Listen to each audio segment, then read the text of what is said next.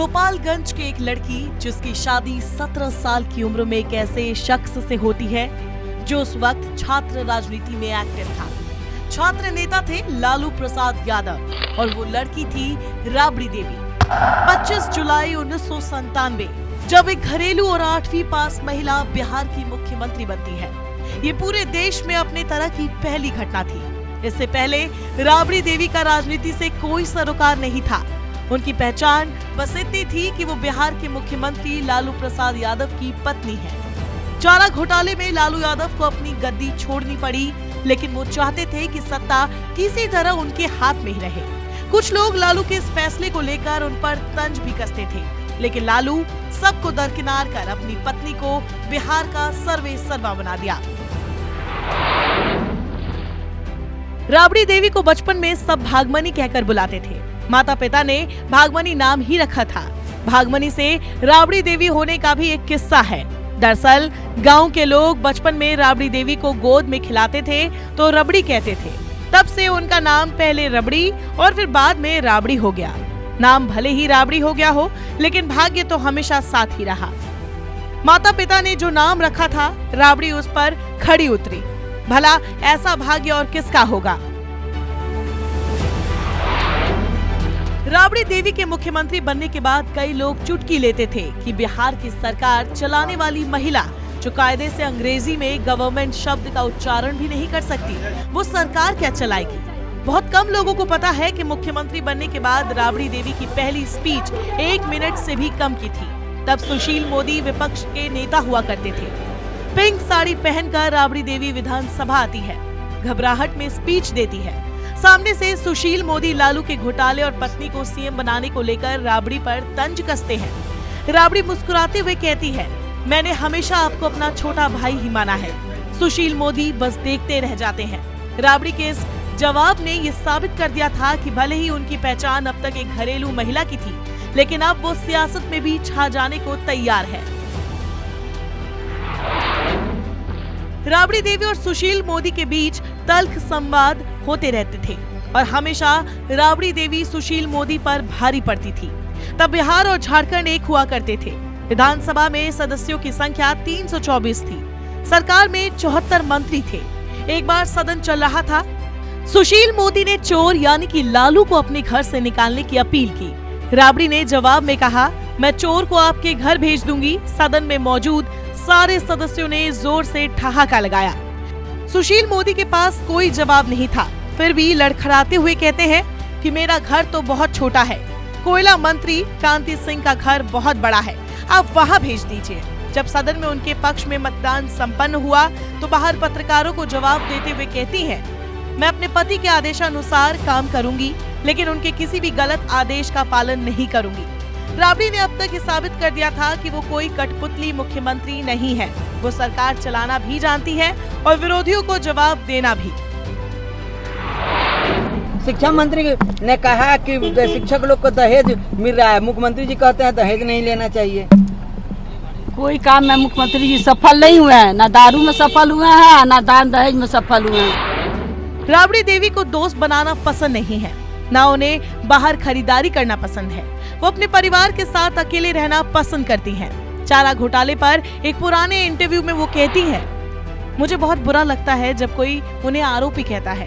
हम अपनी संपत्ति को कहाँ छिपाएंगे। पटना में हमारे अपने कौन हैं? सभी हमारे दुश्मन हैं। यहाँ तक कि हमारी पार्टी के आदमी भी हमारे दुश्मन हैं। उन्होंने हमारे घर और हमारे परिवार के सभी सदस्यों के घर छापेमारी की है, किसी को नहीं छोड़ा। लोगों को सारा खेल पता है। लालू जी के खिलाफ लोग सबूत चाहते हैं, हम भी सबूत चाहते हैं। माँ का दूध पिया है तो सबूत लाकर दिखाओ। और लालू जी का कुछ होता है तो सड़क पर लोग उतर जाएगा। बिहार की जनता सड़क पर उतरेगी, झारखंड के गरीब आम जनता सड़क पर उतरेगी। अगर जहर दे के मारना है तो मार दे सरकार। भारत सरकार मिल के, राज्य सरकार मिल के, बिहार सरकार मिल के, जो भी करना है कर दे। सभी आदमी को सामने खड़ा कराकर लालू पलवार को खत्म कर दे। बहुत कम लोगों को पता है कि राबड़ी पहली बार जब पटना आई थी उसी रात लालू यादव जेल गए थे।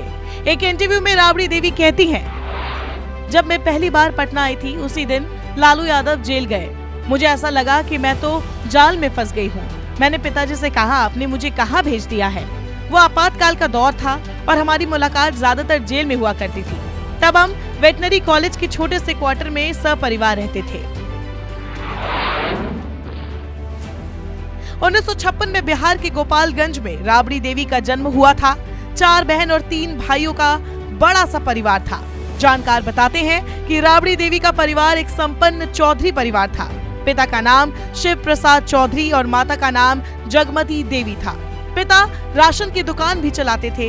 राबड़ी देवी के बारे में कहा जाता है कि वो अपनी मां के बेहद करीब थीं। परिवार के पास अच्छी खासी जमीन और प्रॉपर्टी थी।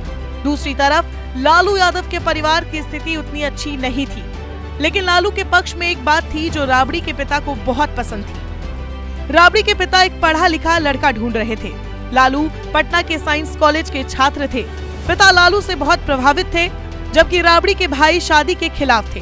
भाइयों का मानना था कि पक्के घर में पली बड़ी उनकी बहन भला लालू के परिवार के साथ कैसे एडजस्ट करेगी। लेकिन कहते हैं ना कि शादियां तो ऊपर ही तय हो जाती है।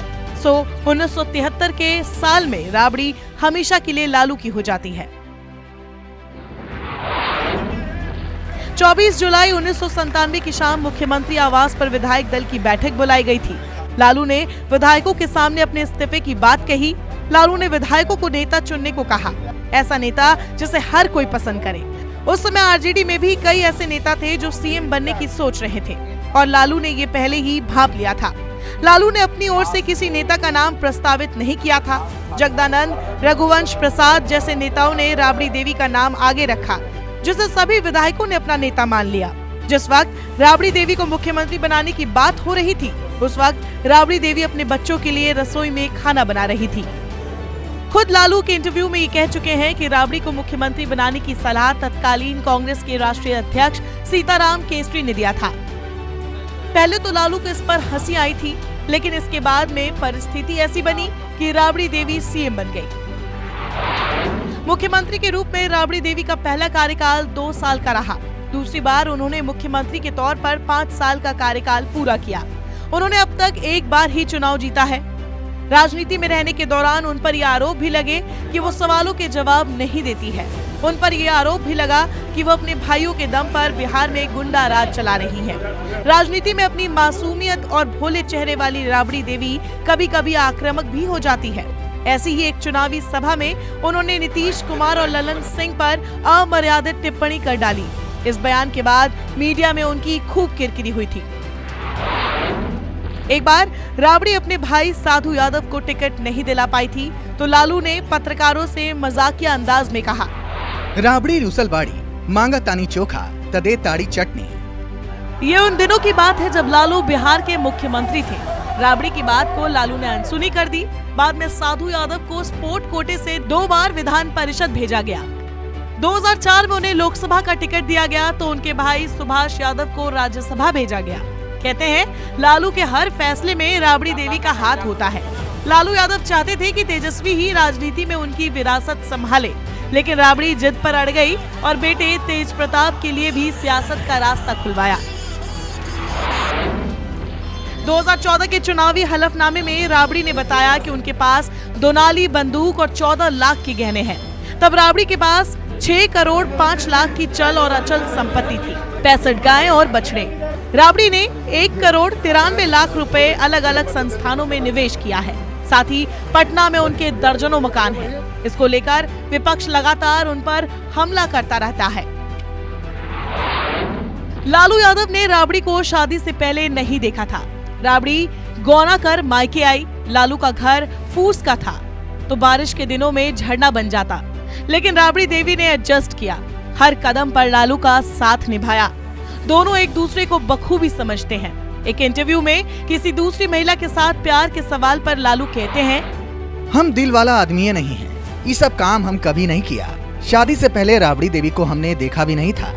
आजकल तो जिससे शादी करना होता है उसकी फोटो मंगाई जाती है। उस लड़की से मिलने के लिए पूरा परिवार जुटता है। फिर लड़का लड़की से सवाल पूछता है। हम तो गाँव के लोग थे, हमसे कोई क्यों लव करेगा। फकीर के घर में पैदा हुए थे। अब तो इंटरनेट आ गया है, लोग मोबाइल से मैसेज भेजते हैं। लालू प्रसाद यादव हर खुशी के मौके पर राबड़ी देवी को गुलाब का फूल देते हैं, चाहे वो उनका जन्मदिन हो या शादी की सालगिरह। लालू प्रसाद यादव कहीं भी हो, करवा चौथ के दिन घर पर होते हैं। कुछ लोग राबड़ी देवी के 9 बच्चों को लेकर भी सवाल करते हैं। काफी पहले राबड़ी ने इस पर खुलकर बोला था और विरोधियों पर जमकर बरसी थी। साल 2000 में एक इंटरव्यू के दौरान राबड़ी अपने 7 बेटियों और 2 बेटों के सवाल पर कहती हैं, लोग अपनी संतान के बारे में क्यों नहीं सोचते? जो लोग मेरे परिवार की साइज को लेकर मजाक उड़ाते हैं, क्या वो अपने 2 बच्चों का सही से परवरिश कर पाते हैं? मैं 9 बच्चों की माँ हूँ और मैं उनकी परवरिश के साथ साथ सरकार भी चला रही हूँ। कुछ लोग जलते हैं, उन्हें ये बात हजम नहीं होती कि एक अनपढ़ माँ राज्य की मुख्यमंत्री कैसे बन गई। 6 बेटियां होने के बाद मेरी सासू माँ ने कहा था, लड़के घर चलाते हैं, लड़कियां नहीं। चिंता मत करो, क्या बच्चा पैदा करना अपराध है? अगर मैं किसी अमीर उच्च वर्ग से होती तो क्या कोई मुझसे इस तरह के सवाल करता? हम यही चाहते हैं कि खत्म कर दो, बाकी तानाशाह नहीं चलेगा। ऐसा तानाशाह आज़ादी के बाद ऐसा सरकार कभी नहीं बना है। तानाशाह में ये सरकार है, भारत सरकार है, तानाशाह में है। पागल हो गया है भारत सरकार, एकदम पागल हो गया है। भारतीय राजनीति में राबड़ी की बात इसीलिए भी की जानी चाहिए क्योंकि एक साधारण और बेहद सादगी पसंद महिला जो कभी रसोई तक सीमित थी, जिसकी समक्ष और सपने सिर्फ गृहस्थ जीवन के इर्द गिर्द घूमते थे, वो एकदम से सियासत के शिखर पर पहुंचती भी है और कामयाब भी होती है। सही मायनों में लालू ने राबड़ी को लोकतंत्र का करिश्मा बना दिया। सियासत में ऐसा पहले कभी नहीं हुआ था। इसे लालू का मास्टर स्ट्रोक कहे या भागमनी का सौभाग्य।